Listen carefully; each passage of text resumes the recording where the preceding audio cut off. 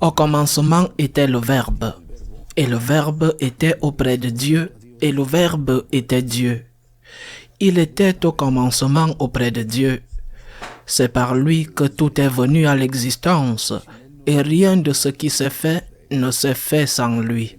En lui était la vie, et la vie était la lumière des hommes.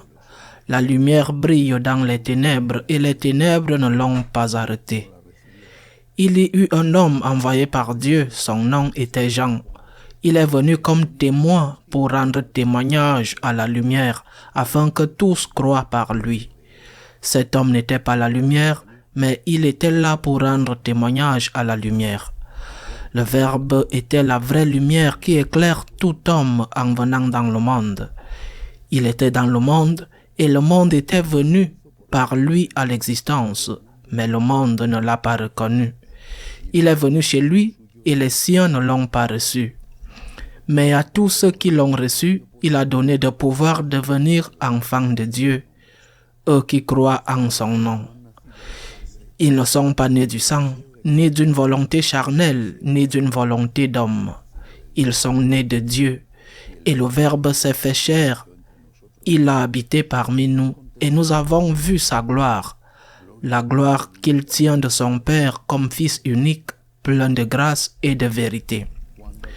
Jean le Baptiste lui rend témoignage en proclamant « C'est de lui que j'ai dit, celui qui vient derrière moi est passé devant moi, car avant moi il était. » Tous nous avons eu part à sa plénitude. Nous avons reçu grâce après grâce, car la loi fut donnée par Moïse.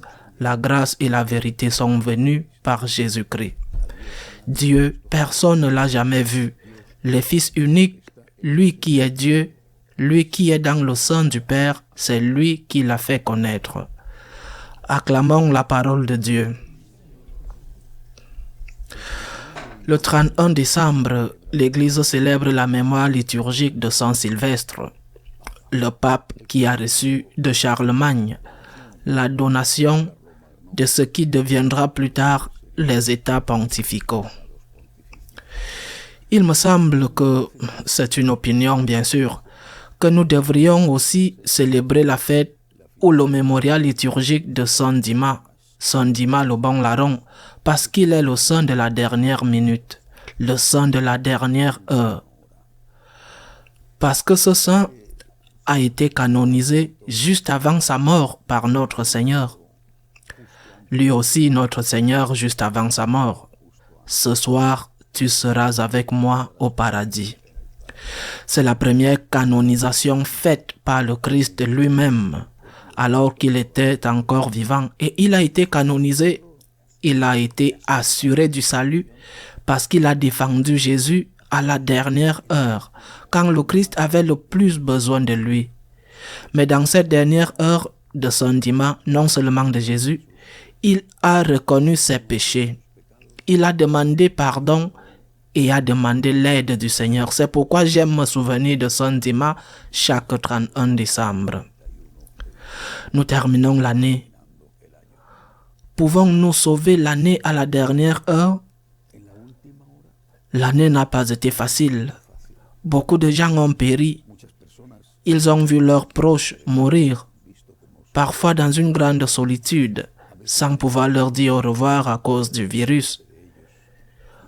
Beaucoup sont aussi dans une situation économique difficile, en partie aussi à cause de l'épidémie. Il y a les migrants, les réfugiés, ceux qui ont dû quitter leur pays. J'ai pris toujours pour les Vénézuéliens, par exemple. Il y a beaucoup de douleurs, mais il y a aussi beaucoup de péchés. Le nombre d'avortements continue à augmenter. Dans un monde des lois de plus en plus favorables, ainsi que l'euthanasie, et pas seulement ces péchés, la pornographie, l'abus des enfants, l'abus des femmes, la violence domestique, les guerres, la faim, il y a beaucoup de douleurs et beaucoup de péchés. Et chacun de nous, dans son compte personnel, a de la douleur et du péché. Si nous sommes sincères, nous devons reconnaître que nous n'avons pas fait bon usage de toute la grâce que Dieu nous a accordée au cours de cette année. Que nous aurions pu être meilleurs, que nous aurions pu faire plus de bien et éviter plus de mal. Et donc, avant la fin de l'année, nous devons la conclure par une action de grâce et une demande de pardon. Merci Seigneur pour l'année qui s'achève, car il y a eu tant de bonnes choses, mais aussi tant de souffrances.